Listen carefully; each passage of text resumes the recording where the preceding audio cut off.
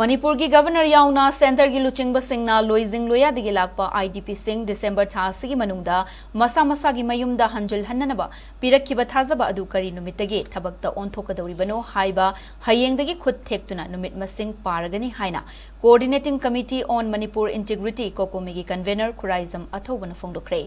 Sangai Festival bu yaning da phongdoktuna khongjang kaya changsilakliba IDP singna ngasi su kangla mamangda wakat khongjang sangsinke madugi matung uripok asom lekai da leba community hall da miyam gi oiba apunba mifam mama ngasi pangthokki bagaloinana Hayengdagi sangsingadaba khongjang singi matangda warip kaya lauki mifam aduna lauki ba warip singi matangda Cocomi gi convener Khuraizam athobana hai matam kuina dagi lanjenariba sing masa gi yumda hanjil hallu haina lengak da taksinduna lakibane Manipur ki Governor Masayauna Center ki luchingba singna pirakkiba thazabagi matung inna December tha asigi manungda lanjenariba sing maru oina loizing loya dagi lanjelakpa sing mayumda hanjal hanba hauragani haikiba adu hayeng December ki tang amadagi Khutthektuna pagani masiga loinana numit khudingi miyamna tongan ba mafam singda wakat mifam famduna khongjang sangsinbaga loinana numit khudingi Governor da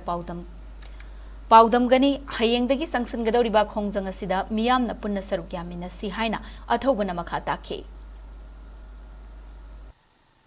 December tha manung asida haukiba tongan ba India government gi level da madi governor masa yauraga hamgiba tongan mifam singda ekhoida pirakhiba thajaba singi manungda kwaidagi maruiba thajaba madudi December tha manungda IDP maruena periphery area da leriba IDP gi sinau singasi December tha manung phawda masa gi mayumda anjal hananaba gi thorang kudimak loire haida haigi phomatu Hayengdagi December tha hawgadabani awna December tha asi numit 38 na sai aiba numit 38 se marina oripong maikai gi mafam amada ekhoi relay sit-in protest ekhoi dum laba Silakanda IDP Chino Mayam Saruk Yabamadi Cocomi gi Omising Lekai gi club amadi mera paibi Sangai festival da yaning da bagi adung loba punna saruk yakiba ireba iram tam sigi dei chak pai kudimak intellectual sing akam nahi sing section kudimak dagi miyam saruk yarakanda relay sit-in protest ase koi Hayengdagi down hobuga loinana numit kunthani ase koi Khutthektuna numit pagani aduga pariba numit kudimaki koi paujel Manipur gi governor da koi che tharaga khangan jagani aduga kari numit tagi changan ba hoduno kari thorang tore haibana chingba wafam sing ase step by step